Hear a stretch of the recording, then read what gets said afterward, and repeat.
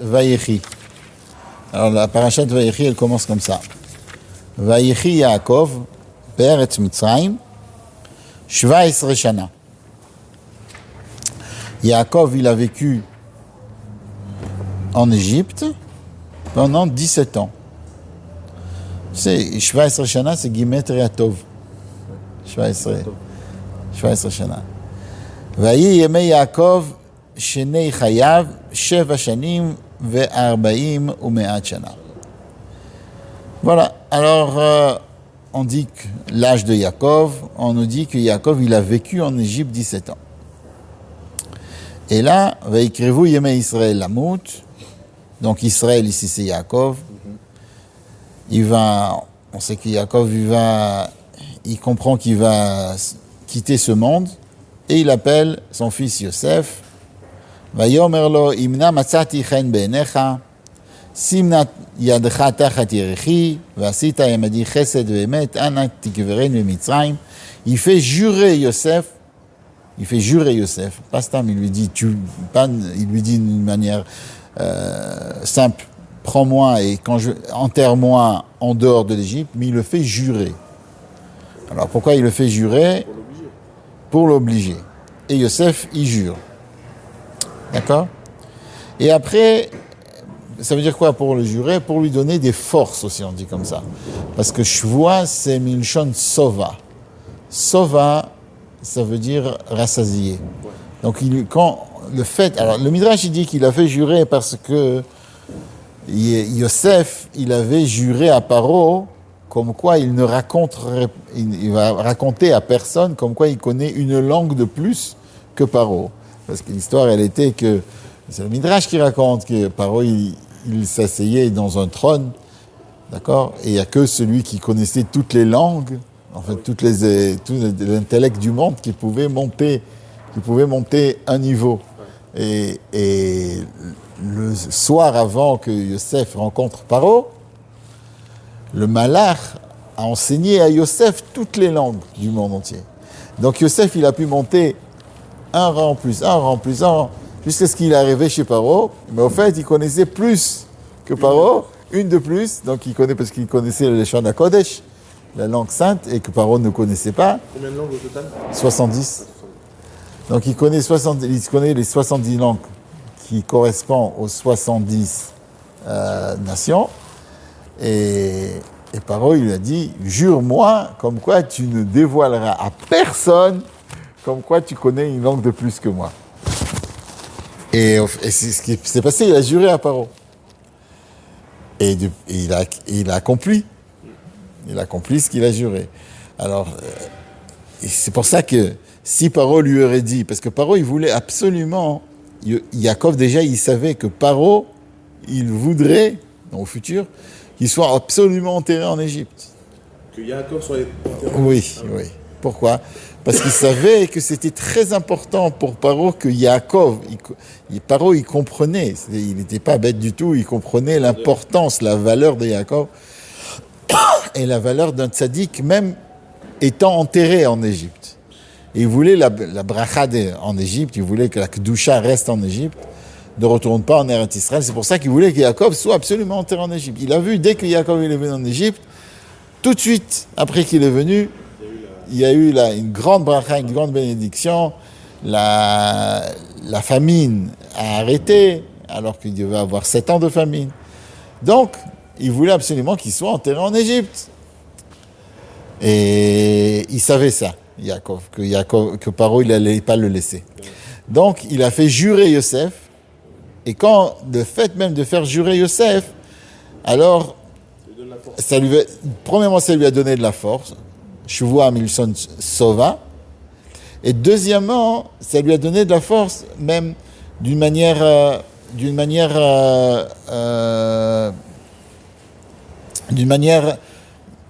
qui rentre dans le monde. Ça veut dire quoi ? Ça veut dire que comme Yosef, il avait déjà juré à Paro quelque chose, donc Paro, il ne pouvait plus dire à Yosef, tu sais quoi, tu as juré, mais c'est pas grave. Parce qu'il allait lui dire, ah, c'est pas grave, ce qu'on jure, c'est pas grave.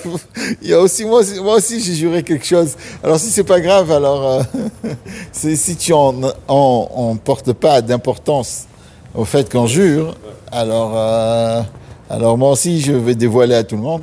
Donc Paro, il savait très bien cela.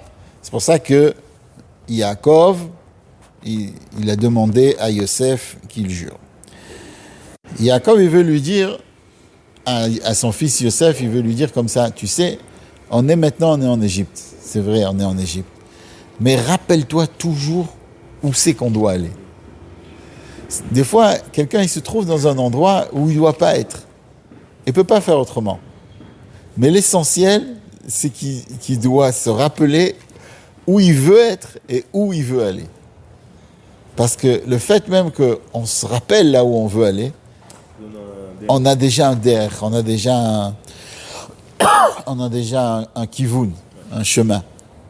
Et d'ailleurs, c'est ce qui va se passer, on va voir après, que d'où ils ont construit les bois du Mishkan, d'où ils avaient les bois pour construire le Mishkan. Alors il y a plusieurs déotes, il y a plusieurs avis. Et une des avis, c'est que ce qui s'est passé, c'est que Yaakov, on parle ici dans notre Paracha, qui a fait jurer Yosef comme quoi il devait être enterré en Égypte, et qui a voulu montrer le chemin, et qui d'être enterré en Eretz Israël, et qui a voulu montrer le chemin à Yosef comme quoi, tu sais, à la fin, il faut qu'on retourne en Eretz Israël.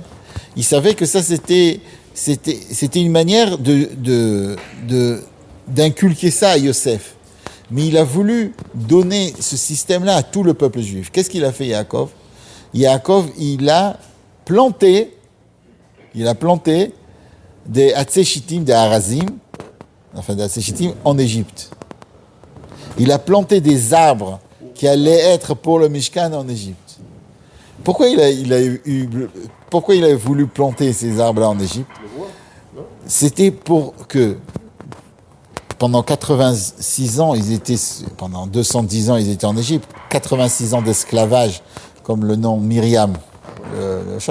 Donc pendant ces 86 ans, où ils étaient esclaves, donc il y avait des gens qui sont nés esclaves, qui sont nés à des grands-pères esclaves. Mais ces petits enfants-là qui naissaient, ils voyaient ces arbres, et on leur disait, ils disaient, comment ça se fait qu'il y a une forêt ici en Égypte ? Comment ça se fait qu'il y a une forêt ? Qui c'est qui a planté ? On leur disait, ça, c'est des arbres que Yaakov Avinu a plantés. Et le fait ils savaient que c'était Yaakov Avinu qui a planté ces arbres, à chaque instant, ils se disaient, c'est vrai qu'on est en Égypte, mais il y a un futur. On va retourner en Eretz Israël. Yaakov, il est retourné en Israël, on l'a pris et on l'a enterré en Eretz Israël. Donc ils savaient très bien qu'ils n'allaient pas rester là-bas, ils allaient retourner vers leur grand-père. Et non seulement Yaakov, mais eux-mêmes, esclaves, fils d'esclaves, eux aussi, ils allaient prendre ces arbres-là et construire quelque chose pour Akadosh Baruch Hu, construire une maison pour Akadosh Baruch Hu pour arriver en Eretz Israël. Quoi, ils les ont pris quand ils sont sortis d'Égypte, ils ont pris les arbres avec eux ? Oui. Et quand ils sont sortis d'Égypte, comme tu dis, ils ont pris Yosef avec eux, qui était enterré en Égypte, avec les arbres. Et ils sont sortis d'Égypte avec. Parce que pendant 210 ans, ils regardaient ces arbres, ils disaient, notre grand-père, il est retourné en Israël, il a laissé des arbres aussi, ici pour qu'on les prenne et qu'on monte en Eretz Israël avec eux. Et ça, c'est ce que Yaakov, il fait dans Vayechi Yaakov Beret Mitzrayim. Il leur donne l'espoir. Il ne donne pas juste l'espoir à eux, il donne l'espoir à tout le monde. D'ailleurs, Vayechi Yaakov Beret Mitzrayim, à un moment, il est marqué dans la paracha, qui veut leur parler, il y a marqué dans le passage qui leur dit, il les appelle. D'abord, il appelle Yosef, il y a toute une histoire. Là-bas, il lui raconte. Regarde, il est marqué comme ça. Vayikra Yaakov el banav, vayomer esfu ve'agid alachem et asher yikra etrem b'acharit hayamim. Dans Perek Memtet Pasuk Aleph. Yaakov, il appelle donc ses enfants et il leur dit, rassemblez-vous et je vais vous dire qu'est-ce qui va se passer avec vous dans la fin des jours. Rashi nous dit, ça veut dire quoi dans la fin des jours? Et asfu ve'agid alachem et asher yikra etrem b'acharit hayamim. Dans la fin des jours, ça veut dire, Yaakov, lui, il veut nous parler de quoi? Il veut nous parler de la Géoula. il veut nous parler de la venue du Mashiach. D'accord? Ouais. Alors, ça veut dire quoi? S'il veut nous parler du Mashiach, quoi? Ce qui va se passer avec vous dans les années futures, à la fin des temps. Rashi nous dit, Bikesh legalot et aketz, il a voulu dévoiler la fin, Venistalka mimenu shrina. Et la shrina, elle est partie de lui.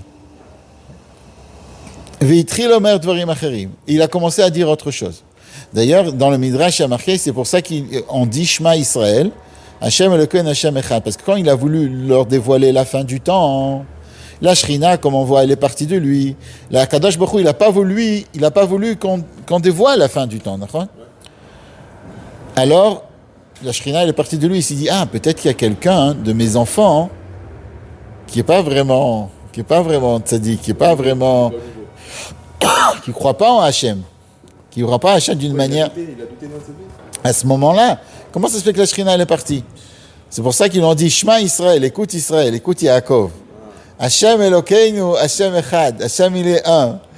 On croit tous à Kadosh Baruch Hu. Ça c'est le Midrash, il rappelle ça. Mais on voit que Yaakov, qu'est-ce qu'il veut? Il veut donner un kivun, il veut donner un chemin à ses enfants. N'ayez pas de crainte. D'abord, on va aller en Eretz Israël. Et aussi, ce qu'il voulait faire, c'est qu'il leur dévoilait qu'on sait que le Mashiach, il va venir. On va aller en Eretz Israël et après le Mashiach, il va venir. Ça veut dire, Yaakov, il veut leur donner l'espoir. Avant sa mort, il veut leur dire, c'est pas, le monde, il n'est pas Efker, comme on dit Efker, il n'est pas abandonné, il n'est pas perdu, il y a un espoir. D'ailleurs, sur cela, on dit, Yaakov, il voulait leur dire que dans 3000 ans, le Mashiach, il allait venir. Les gens, ils allaient être très très tristes. C'est normal qu'Akadosh Baruch Hu n'a pas voulu leur dire pour pas qu'ils perdent espoir. On voit qu'Yaakov veut leur donner de l'espoir. Et qu'est-ce qu'il leur a dit? Que le Mashiach, il va venir en Tavshin Pei Gimel. Hey, Talafim Tavshin Pei Gimel. 5700. Ça sert à rien. Alors on dit, le Midrash, il dit que non. Je crois que c'est une explication du Rabbi. Il dit le contraire. Yaakov, il voulait leur dire, sachez que maintenant le Mashiach, il va venir. Il va se dévoiler, on va tous aller en Eretz Israël. Maintenant, tout de suite. Et à ce moment-là, ils auraient tous fait tchouva. Et ils seraient peut-être venus. Mais, ça serait venu par le biais de Yaakov. Ça serait venu avec une force qui ne vient pas du bas. Et le Mashiach, il doit venir avec le travail d'en bas. Il faut que les gens de eux-mêmes fassent tchouva, de eux-mêmes se réveillent. Ça ne peut pas venir avec une force qui vient d'en haut.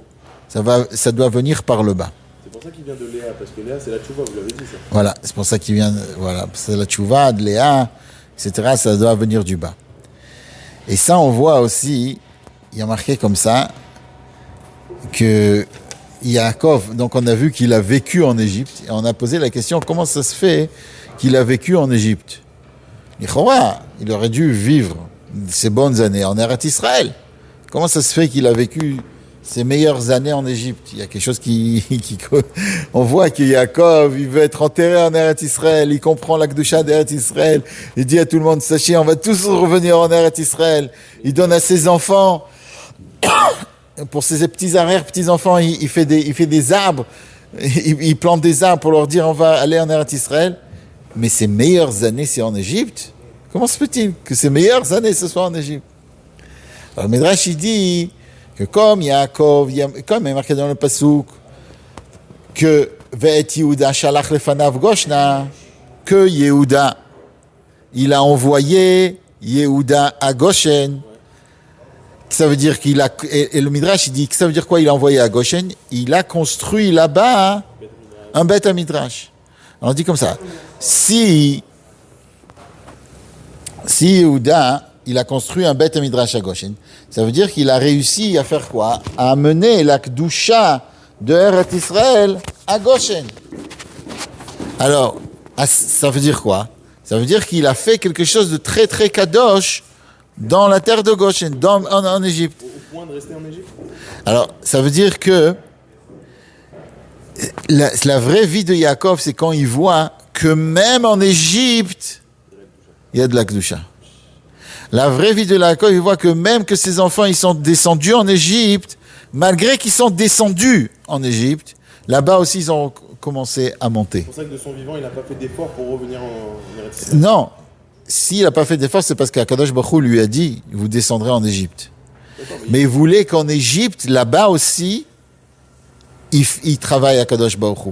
Et une fois que le moment sera venu qu'Akadosh Baruch Hu a décidé qu'ils ont pris, comme on a expliqué dans le cours dernier, les Reish Bet Nitzotzot, les 202 étincelles divines, comme on a expliqué, qu'il y a marqué Erev Rav Alayim Itam, Yesh Shever Bemitzrayim, Redou, Bar. On a dit plusieurs fois, il y a marqué le mot Bar, Reish Bet, 202 Nitzotzot. Sur les Reish Pechet, sur les 288 Nitzotzot qui se trouvent dans le monde entier. Donc, dès que ces Nitzotzot-là, ces étincelles divines, ont été, si on veut, sont sortis, ont été libérés d'Égypte, d'accord ? Alors donc, c'est venu le moment où ils ont pu sortir d'Égypte. Mais dès qu'il a vu que le peuple juif pouvait faire ça, ça veut dire pouvait faire son rôle de sortir de commencer à sortir par le biais de Yosef, par le biais de Yehuda, qu'ils ont commencé à étudier en Égypte, etc. Alors à ce moment-là, il était content.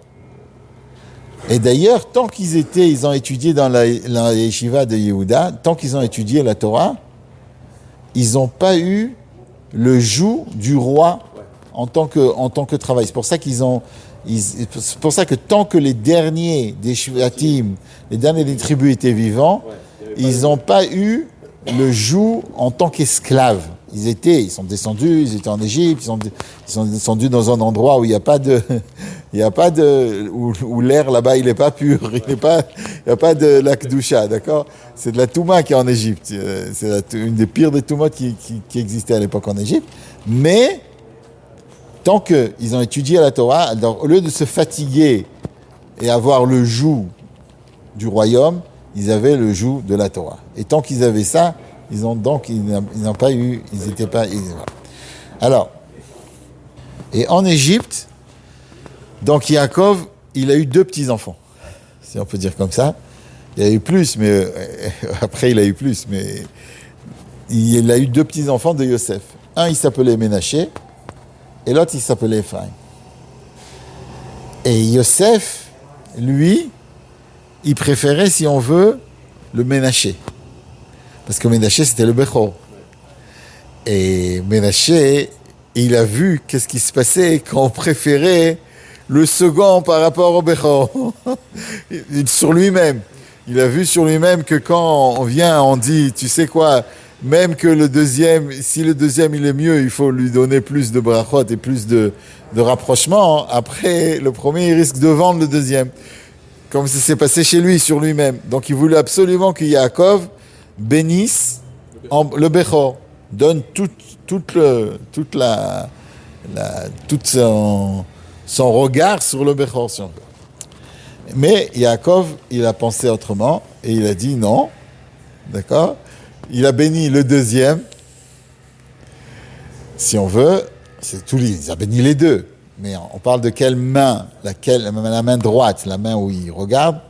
Alors, la main droite, il a mis sur Ephraim, et la main gauche, il a mis sur Ménaché. Comme il est marqué dans le Passouk, Vaishlach Israël et Yemino, Vayashet al Rosh Ephraim. Donc, il a mis sa main droite sur la tête de Ephraim. Vehu Atzaïr, et lui, c'est le jeune. Ve'etzmolo, et sa main gauche, al Rosh Ménaché, sur la main de Ménaché. Et Sikel et Yadav, donc il a changé ses mains, qui Ménaché, Habecho. Parce que Ménaché, c'est l'aîné.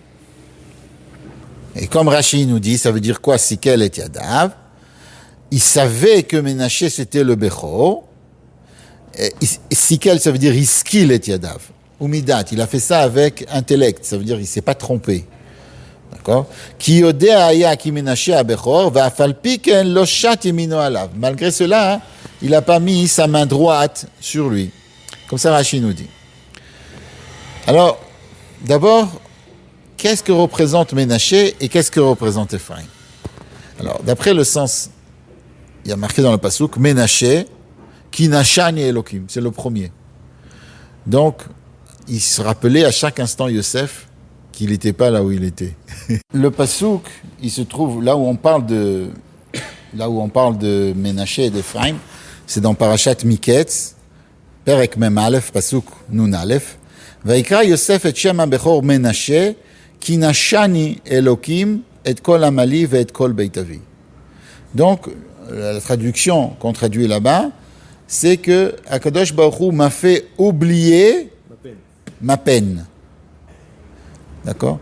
Mais il fait oublier, ça veut dire qu'il sait très bien qu'il ne se trouve pas dans l'endroit où il doit être.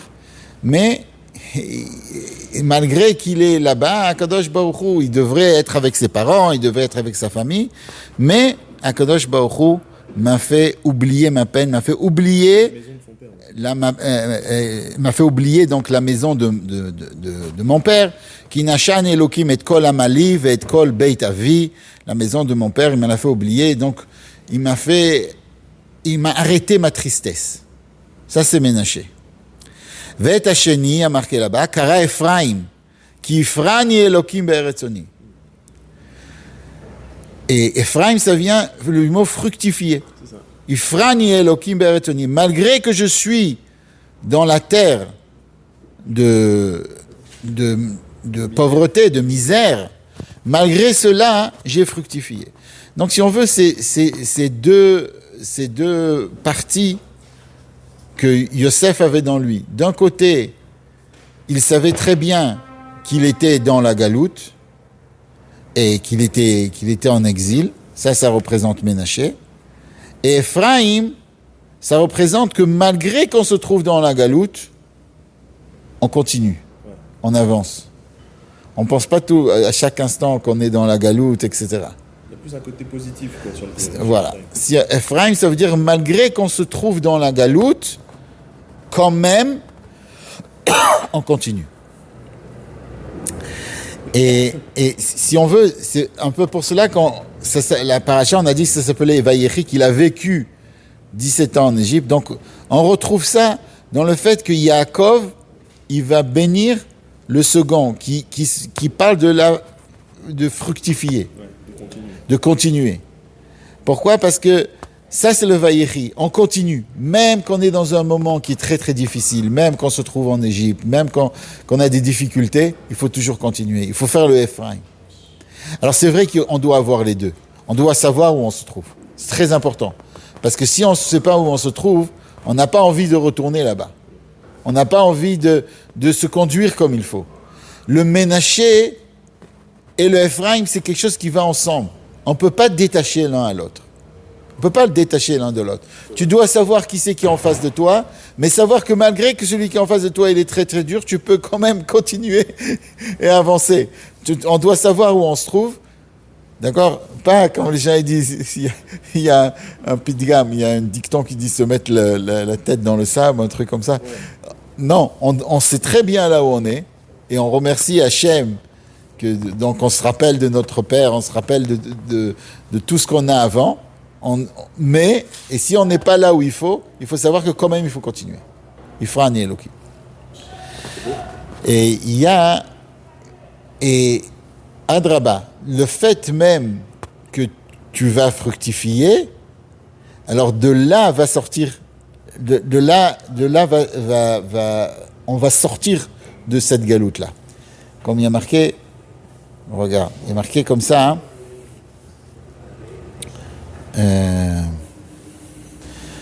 Ve'ulam achiv hakaton yigdal mimeno. Et c'est qui le mimeno? C'est Yehoshua. Que Yehoshua, lui, il va donc donner Eretz Israël au Am Israël. Ça, si tu veux, ça c'est le Ephraim. Le vrai Ephraim, c'est qu'on arrive à sortir de la galoute, à aller être dans le désert et reprendre Eretz Israël. Là vraiment, on voit le le pirion, le Ephraim, la fructification. Alors, il y a marqué comme ça. Vayemen aviv, ça c'est Perek Memchet Pasuk Yutet. Vayemen aviv vayomer yadati bni yadati, je sais, gamu yeleam, vegamu yigdal, ça va sur Ménaché. Voulam achiv akaton yigdal mimenu, il va grandir de lui. Vezaro yemelo agoim. Et sa descendance, elle sera.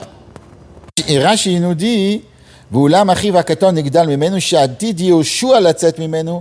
Shianchi l'Etaret veilamet Torah l'Israël, ça c'est Yoshua, il tient de là-bas. Et chaque fois qu'on va faire une bracha, qu'est-ce qu'on va dire? Yesimcha Elokim ke'Ephraim ve'Kimnashe. Pourquoi? Parce qu'on va voir que c'est depuis le début de Sefer Bereshit, on nous parle on parle énormément de disputes entre les frères. Toute l'histoire de Bereshit. Et si on veut, tout le monde. Ça commence qu'au début, qui c'est qu'on a? On a Caïn et Hevel, et là ils se tuent, ça veut dire.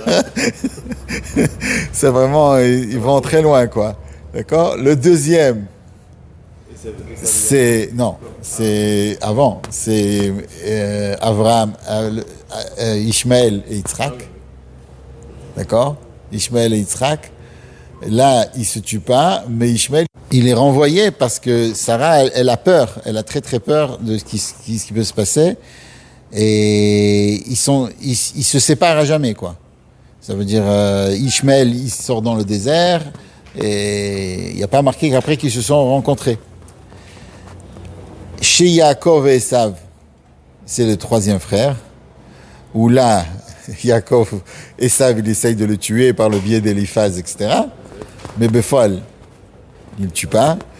Et quand ils se rencontrent, donc ils se séparent, ils peuvent pas habiter ensemble. C'est le premier frère qu'on voit, ils se tuent, donc c'est sûr qu'ils peuvent pas habiter ensemble. Le deuxième, ils peuvent pas habiter ensemble sans se tuer. On n'a pas marqué qu'ils se sont revus. Et le troisième frère, enfin les troisième frères, si on peut dire comme ça, alors eux, ils se revoient, Esav, il veut tuer Yaakov, mais à la fin, il regrette et il le tue pas. Enfin, il regrette, il se prend dans le bras et ils s'embrassent, Yaakov, il arrive à changer Esav, comment expliquer dans les Shurim. Et là, c'est la première fois où on voit que des frères, où on voit qu'il y a Yaakov, il a mis une sorte, si on peut dire, soi-disant rivalité, puisqu'il préfère l'aîné, il préfère le second par rapport à l'aîné, et il n'y a rien eu, il n'y a pas eu de jalousie. Donc c'est pour ça qu'on dit Simcha Elokim ke'Ephraim ve'Kimnashe. Pour te dire qu'Ephraim, voilà, ils auraient pu se disputer, non. On voit qu'ils sont ensemble, ils sont dans les Shvatim, etc. Et c'est aussi les enfants qui sont en Égypte, comme on a vu. Que malgré qu'ils sont en Égypte, malgré qu'ils sont loin du judaïsme, si on veut dire, dans un endroit, ils ne sont pas loin du judaïsme, ils sont de la Hamama, là où ils ne sont pas dans la serre, si on veut, là où il y a le père, le grand-père, etc. Ils sont loin, ils sont pas dans le contexte, ils continuent à être attachés avec Akadosh Baruch Hu. Et c'est pour ça qu'on dit « Simcha Elokim ke'Ephraim ou Kimnashe » et Adraba, on dit qu'ils sont comme les Shvatim, comme les tribus. Malgré qu'ils ne sont pas nés dans le contexte, qu'on sait que chaque fois, chaque génération, ils s'éloignent de Yaakov. Donc, il y a Yeridat Adot, les générations, elles descendent. Donc, s'ils s'éloignent de Yaakov, ils ne devraient pas être comme les frères de Yosef. On voit que malgré qu'ils sont des petits-fils, ils ont le même niveau que les frères. Donc c'est pour ça, à chaque fois qu'on va venir, qu'on va faire la bracha, et Simcha Elokim ke'Ephraim ve'Kimnashe. Et je termine avec une petite histoire. On raconte comme ça qu'il y avait un professeur qui lui, il a voulu tester ses élèves. Et il leur a fait comme ça à Mifran, il a fait un test, il leur a donné à chacun une feuille, et il leur a dit, bon, maintenant, tournez la feuille et donnez-moi la réponse. Et tout le monde a tourné la feuille et a vu une feuille blanche avec un point noir. Alors, le professeur, il leur a demandé, qu'est-ce que vous voyez? Vous avez 15 secondes pour écrire, qu'est-ce que vous voyez? Tout le monde a écrit un point noir. Le professeur, il a dit, c'est pas un point noir que vous voyez, c'est une page blanche que vous voyez. Le point noir, c'est 0 point, je sais pas combien de la page. Mais, comme on dit, des fois, les gens, ils voient un point noir. Et il y a une explication du Maté Ephraim, qui était le petit-fils du Baal Shem Tov, qui dit que Ménaché, comme on a expliqué, c'est le kesher qu'il a avec son grand-père, avec son père Yaakov. C'est le kesher, c'est le lien qu'il y a Yosef avec Yaakov. Mais d'un autre côté, le mot, si on veut, le mot Ménaché veut dire l'oubli. Et ça représente, il y a plusieurs niveaux, mais ça peut représenter, si on veut, quelqu'un qui s'oublie dans le monde. D'accord? Des fois, on dit à quelqu'un, qui tu es? Qu'est-ce que tu fais là maintenant? Tu t'oublies dans le monde. Ça, c'est Ménaché. Et Ephraim, c'est le contraire. C'est celui qui continue, si on veut, qui continue Yosef. Il sait où il va, il sait ce qu'il fait. Et des fois, qu'est-ce qui se passe chez nous? La première chose qu'on voit chez quelqu'un, c'est le Ménaché du quelqu'un. Et il faut savoir que c'est pas ça qu'il faut regarder. C'est le Ephraim de quelqu'un.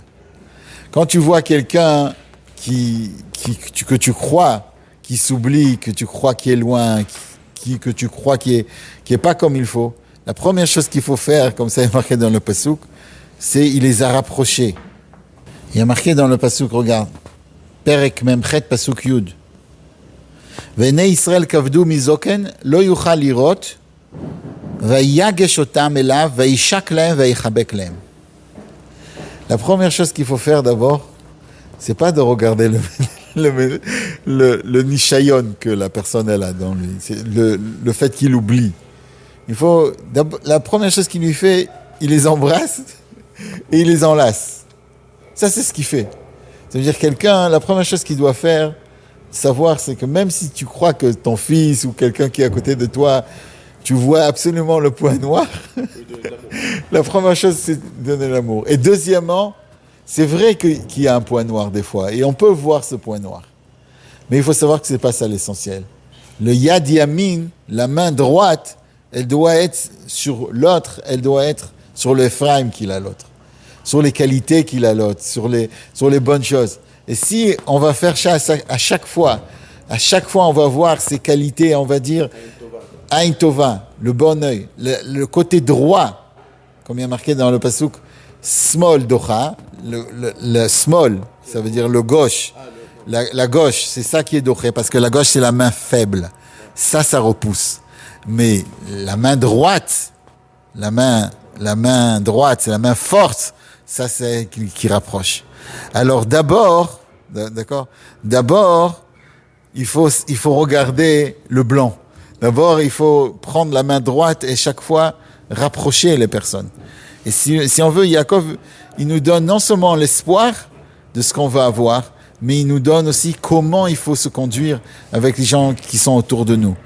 Alors, il nous parle et de la Géoula, si on veut, qui va être dans la fin des jours, dans Parashat Vayechi. On va parler dans Parashat Vayechi, la Géoula qu'ils vont sortir d'Égypte, qui ne sera pas une Géoula entière, mais le commencement de la Géoula. Et il nous parle aussi comment nous-mêmes, on doit avoir une Géoula par rapport aux gens qui sont autour de nous. Et comment on peut avoir une Géoula sur les gens qui sont autour de nous, de le regarder avec un bon œil. Et à chaque fois, de regarder, si tu veux, avec Yemin et Yemin Mekarevet et Smol Docha. D'abord, qu'est-ce qu'il fait? D'abord, la première chose, il y a marqué que Yaakov, Vene Israël kavdu mizoken. Il y a marqué que Yaakov, il était vieux. Et il était vieux, il avait des yeux qui ne voyaient pas bien. Le Ohr HaChaim pose la question, pourquoi il y a besoin de dire qu'il ne voyait pas bien? Parce que peut-être, il y a marqué, peut-être qu'il les a pas... peut-être qu'il les a enlacés, il les a embrassés comme ça, le Ohr HaChaim. Il dit pas au bon endroit. Mais ça veut dire quoi?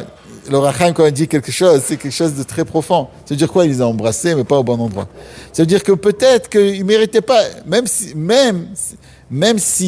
il nous apprend de là, que même si tu crois que tu embrasses pas au bon endroit. Ça veut dire, ils ne méritent pas d'être embrassés, mais quand même, il faut les embrasser.